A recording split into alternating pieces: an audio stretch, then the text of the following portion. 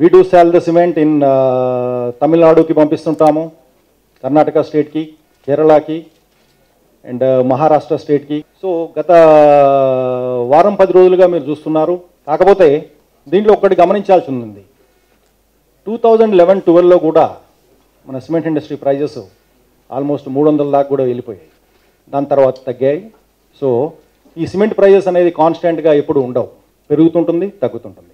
దీనికి 2 విధాలుగా ఉంటుంది. ఒకటేమో డిమాండ్ సప్లై ఉంటుంది, ఒకటేమో నేబరింగ్ స్టేట్స్ మీద డిపెండ్ అయి ఉంటుంది, ఇంకొకటి గవర్నమెంట్స్ మీద డిపెండ్ అయి ఉంటుంది.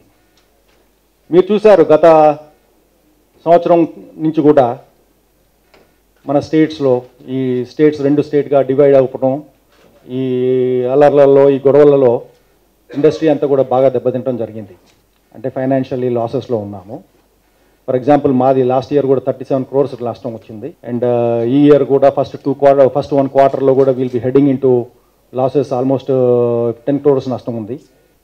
మీరు చూశారు సెంట్రల్లో మోడీ ప్రభుత్వం రావటం, తెలంగాణలో ఇక్కడ టీఆర్ఎస్ ప్రభుత్వం రావటము, ఆంధ్రప్రదేశ్లో టీడీపీ పార్టీ రావటము, అండ్ ఇవన్నీ కూడా బాగా స్ట్రాంగ్గా నిలదొక్కుని గట్టి ప్రభుత్వాలు రావడంతో అండ్ మంచి మూడ్లో ఉండటము, అండ్ ఈ అందరూ కూడా ఇన్ఫ్రాస్ట్రక్చర్ డెవలప్మెంట్కి స్ట్రాంగ్గా ఫౌండేషన్ వేయడం జరుగుతుంది. ఈ ఊపుతో నేబరింగ్ స్టేట్లో కూడా సిమెంట్ ప్రైజెస్ పెరగడం జరిగింది. డిమాండ్ సెంటిమెంటు ప్లస్ దానితో పాటు ఇక్కడ మంచి గవర్నమెంట్స్ అన్ని రావటము, ఈ సెంటిమెంట్తో పాటు ఒకటేసారి ప్రైస్ పెరగడం జరిగింది. దీంతో పాటు మీకు ఇంకో ముందు కూడా చెప్పిన ఒక విషయం ఉంది. సిమెంట్ ప్రైజెస్ ఎప్పుడు స్టేబుల్గా ఉండవు, ఆ హెచ్చుతగ్గులు అనేది కామన్గా జరుగుతూ ఉంటుంది. ఫర్ ఎగ్జాంపుల్ ఇప్పుడు పవర్ కట్ ఉంది. ఈ పవర్ కట్లో చాలామంది కంపెనీలకు ఓన్ జనరేషన్ లేదు. ఇవాళ ప్రతి వారంకి ఒక రోజు సిమెంట్ కంపెనీ బంద్ కావాల్సి వస్తుంది. నా సిమెంట్ ప్లాంట్లోనే నేను బంద్ చేయాలా, లేకపోతే బయట నుంచి కొనుక్కోవాలా? బయట నుంచి కొనుక్కున్నప్పుడు అది కాస్ట్ పెరుగుతూ ఉంటుంది. సో సొంతంగా ఉన్న ప్లాంట్ ఓన్ జనరేషన్ వాళ్ళకి కొంచెం కాస్ట్ తగ్గడం జరుగుతుంది. సో ఈ విధంగా హెచ్చుతగ్గులు అనేది జరుగుతూ ఉంటుంది ప్రతిసారి. అదేవిధంగా సిమెంట్ ప్రైస్ ఒకటే 320 ఉంటుందా, 340 ఉంటుందా, 310 ఉంటుందా, 280 ఉంటుందా, అట్లని కూడా ఉండదు. ఈడ ఒక పెద్ద సిమెంట్ బ్రాండ్ ఇమేజ్ మీద 320 దాకా అమ్మొచ్చు. అదే సిమెంట్ని చిన్న బ్రాండ్స్ దాదాపు 290 కూడా అమ్మొచ్చు. సో ఈ విధంగా ప్రైజెస్ అనేది స్టేబుల్గా ఉండటం అనేది మార్కెట్లో ఎప్పుడు జరగదు. సో అది మీరు గుర్తించాలి ప్రత్యేకంగా. సో మా సిమెంట్ ప్రైజుల్లో ఎందుకు 330 రూపాయలు ఉండాలి, ఎందుకు మీరు రేటు పెంచారనే పెద్ద విషయానికి వస్తే, సో మీకు ముందు ఎక్స్ప్లెయిన్ చేసినట్టు గత 3 ఏళ్ళుగా మీరు కాస్ట్ చూస్తే, ఫస్ట్ మీకు చెప్పింది 2011-12లో కూడా దాదాపు 300 చిల్లర రూపాయలు పర్ బ్యాగ్ ఉండింది హైదరాబాద్లో రేటు నేను చెప్తున్నాను. పోయిన సంవత్సరం కూడా 328 రూపీస్ దాకా హైయెస్ట్గా పలికింది రేటు. సో ఇదేం కొత్త కాదు. హెచ్చుతగ్గులు అనేది కామను, ప్రాఫిట్లు ఎల్లకాలం ఉండదు. సో ఇది అదే బిజినెస్. మేము బిజినెస్ పెట్టింది కూడా చారిటీ అది చేయటం లేదు. వీ హ్యావ్ టోల్డ్ దెమ్ మా ప్రైస్ ఏంది, మా పరిస్థితి ఏంటి, ఎట్లా ఉన్నాము అని చెప్పాము. ఇంకొక 2-3 కంపెనీలు క్లోజ్ అయిపోతాయి.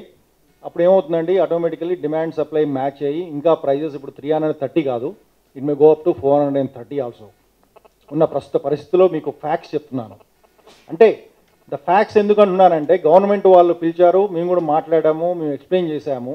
దానికి అంతకంటే మేము ఎక్స్ప్లెయిన్ చేస్తామండి. మీరు ఇచ్చిన రాయితీలే ఉన్నాయి, అంటే రాయితీలు అంటే సేల్స్ ట్యాక్స్ మాకు ఇంట్రెస్ట్ మీద కట్టండి అని చెప్పేసి 1 year ఇచ్చి చూపించాము. అండ్ సేల్స్ ట్యాక్స్ వాళ్ళు తీసుకొచ్చి చూపించారు కూడా. పోయిన సంవత్సరం ఇదే టైంకి ఏ విధంగా ప్రైస్ ఉందని సేల్స్ ట్యాక్స్ వారిని కూడా వెరిఫై చేసుకున్నారు. అవును, అప్పుడు కూడా పోయిన సంవత్సరం ఇదే టైంలో దాదాపు 300 రూపాయలు ఉందనేసి కూడా గవర్నమెంట్కి తెలిసింది. సో దీంట్లో ఏంటంటే సార్, ఇప్పుడు ఫ్యాక్ట్స్ అనేది మేము దాచలేము. ఇప్పుడు దాంట్లో సబ్జెక్ట్ ఏంటంటే వాళ్ళు ఎందుకు పోతున్నారు అనే దానికి నేను ఆన్సర్ చేయలేను, దానికి ఎందుకు పోతున్నారు అనేసి. ఎందుకంటే they also taken benefit when the prices కిందికి పడినప్పుడు. ప్రైస్ అప్పుడు 300 చిల్లరగా ఉండి 190 రూపాయలు 200 రూపాయలు పడినప్పుడు కూడా బెనిఫిట్ వచ్చింది కదా వాళ్ళకి. వాళ్ళు అప్పుడు ఇదేం రైజ్ చేయలేదు కదా, మాకు బెనిఫిట్ వస్తుందని అడిగారా? అడగలేదు. మాకు నష్టం వస్తుంది కాబట్టి మేము అడుగుతున్నాం అంతే. వాళ్ళకు కూడా ఇప్పుడు ప్రైస్ స్టేబుల్గా ఉండదు, పెరుగుతుంది, తగ్గుతుంది, అది కామన్. సార్ అవుట్కమ్ ఏం లేదు సార్, మమ్మల్ని పిలిచారు, అడిగారు, మీరు మాట్లాడండి, మీరు మాట్లాడుకొని చెప్పండి అన్నారు. మేము చెప్పాము, ఈవెన్ దో దీస్ బిల్డర్స్ ఇంతమంది ఉన్నారు, none of them are taking, at least let me tell, at least 80% of them are getting from the neighboring state. Sir ఒకటి చెప్తా, దానికి ముఖ్య విషయం ఏంటంటే సి ఫామ్లో 2%, మేము ఇక్కడ సేల్స్ ట్యాక్స్ కట్టి, తెలంగాణ స్టేట్లో సేల్స్ ట్యాక్స్ కట్టి ఇప్పుడు మేము ఇక్కడ అమ్మాలి, 14.5% కట్టి అమ్మాలి. తెలంగాణ స్టేట్లో ఉన్న సిమెంట్ కంపెనీలు 21 సిమెంట్ కంపెనీలు, వీరి ఆలోచన ఏంటి? నాకు 30 రూపాయలు తగ్గిస్తారా, 40 రూపాయలు తగ్గిస్తారా అనేది వీళ్ళకి క్వశ్చన్ చేస్తున్నారు. అసలు ఈ 30-40 రూపాయలు ఎలా వచ్చింది డిఫరెన్స్ అనే దానికి మేము ఆరాధిస్తే ప్రాబ్లం ఏంటంటే, యాజ్ ఇట్ ఈజ్ మన సిమెంట్ కంపెనీలు బాగలేవు. మేము highest revenue contributor to the state government, మేము ఇక్కడ మూసుకునే పరిస్థితిలో మేము ఉన్నాము. అయినా కూడా వీళ్ళు ఏం చేస్తున్నారంటే, పక్కన నేబరింగ్ స్టేట్ కర్ణాటక, అంటే తాండూరు పక్కన బార్డర్ కూడా మనకు దాదాపు 130-140 కిలోమీటర్లోనే ఉంటుంది ఇక్కడ బార్డర్. అక్కడి నుంచి సిమెంట్ రావడం జరుగుతుంది ఇక్కడికి. 140 కిలోమీటర్లు అంటే దాదాపు 15 రూపాయలు బస్తాకి ఇక్కడికి వచ్చేస్తుంది. 14.5%లో వాళ్ళు 2% పే చేసి తెచ్చుకుంటున్నారు.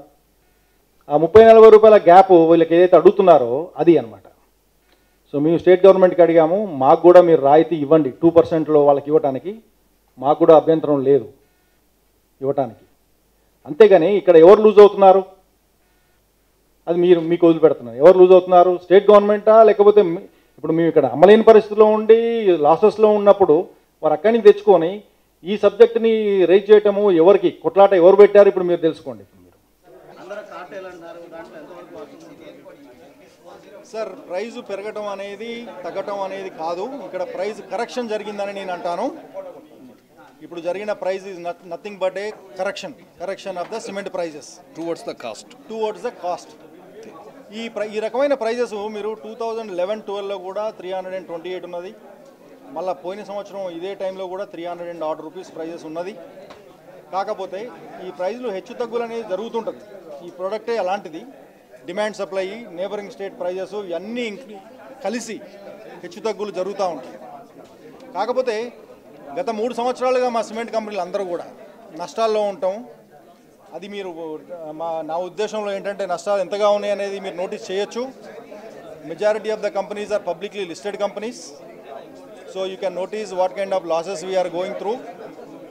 అదే కాకుండా మనం పోయిన సంవత్సరము మేము నష్టాల్లో ఉన్నప్పుడు స్టేట్ గవర్నమెంట్ని అప్రోచ్ చేయడం జరిగింది అండ్ రిక్వెస్ట్ చేయడం జరిగింది, మాకు నష్టాలు ఉన్నాయి, మేము భరించలేము, మాకు మీరు ఒక ఇంట్రెస్ట్తో మీకు అవకాశం ఇవ్వండి పే చేయడానికి, ఓవర్ డ్యూస్ ఉన్నాయి, power bill was over due, sales tax dues were over due, and state government was kind enough to consider and give almost 1 year of installments to pay at 15% rate of interest.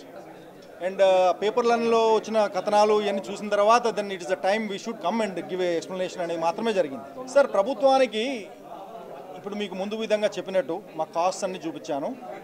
80% cost మా చేతుల్లో లేవు, కానీ తగ్గే సూచనలు లేవు కదా.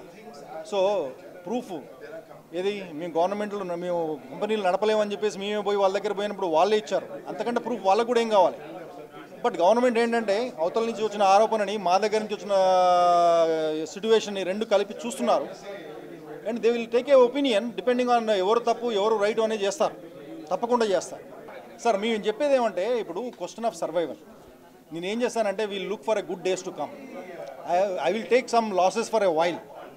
Some people cannot take losses for a while, they close down their plant. మీరు చూడండి, ఈ విధంగా నేను ఇంకొక 1 year మీరు సరే మీరు అన్నారు 200 రూపాయలకే ఇచ్చేయండి అంటున్నారు. నేను ఐ కాంట్ గివ్. నేను టుమారో రేపు నేను బ్యాంక్ వాడు వస్తాడు, సీజ్ చేస్తాడు.